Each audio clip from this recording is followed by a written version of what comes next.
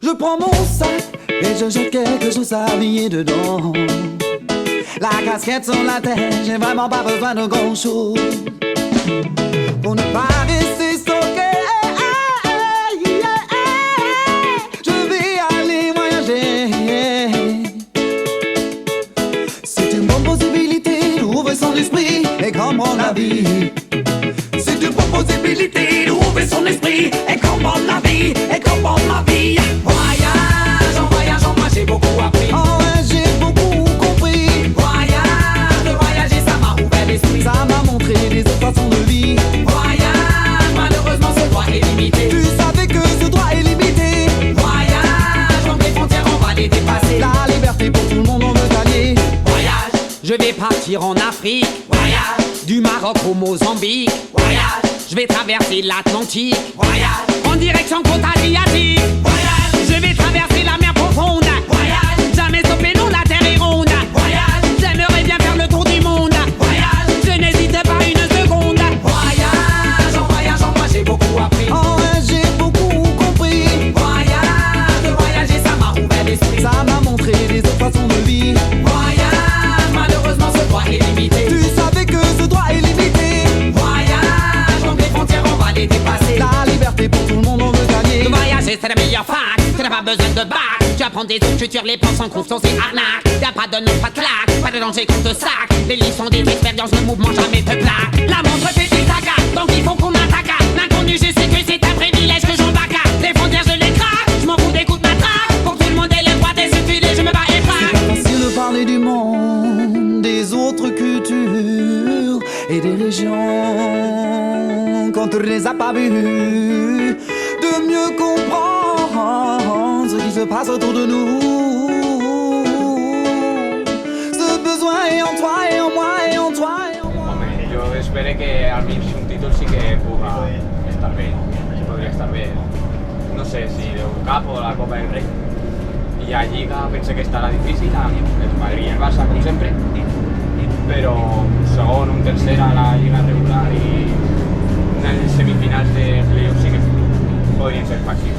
Jo penso igual que el meu company, el títol tampoc el veig necessari, però amb arribar a les semifinals de l'Eurocup i no fer el desastre que vam fer l'any passat, ja es començarem amb un rècord que després sol valer per a recordar-lo quan passen els anys i sol són números. I quan passen els anys, res, ni un títol, ni semifinal, ni res. En la segona ronda te van eliminar i això no serveix per a res. Preferís començar perdent algun partit i no el rècord que van fer i després quan ja arriba l'hora de la veritat ja fer-ho millor. Pedro Martínez, què penseu? Que s'ha merescut la renovació o que pot ser una mica exagerada perquè no ha aconseguit cap títol en València?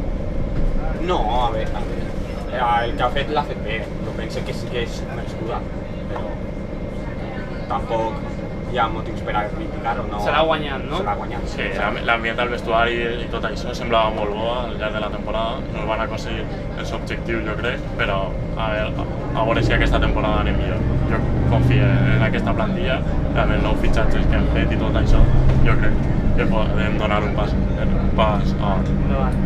I les renovacions de Sato i de Rafa han arribat bé? A mi personalment Rafa és un jugador que m'agrada molt, per tant... És el capità del que és València Bàsquet. Sí, per tant m'ha agradat molt. La de Sato pense que podrien haver-hi jugadors millors, però és un emblema. Jo estic en tu. Jo crec que en És un Sato emblema també... i havia que renovar-ho també. Clar, exacte. Jo crec que en Sato pot ser una miqueta forçada, no? Sí, una mica, però igual tampoc n'hi havia un jugador en el mercat que poguera donar les qualitats que dona... el seu lloc, no? I per tot això jo crec que l'han renovat tampoc està tan mal. Sí que és veritat que n'hi ha jugadors que no han renovat i podien haver renovat, com és el cas de Lucic, que tampoc... Sí, s'ha anat al Bayern. Clar, però tampoc està mal la renovació i està bé per a mantindre el grup de l'any passat. Ara pots parlar de segur.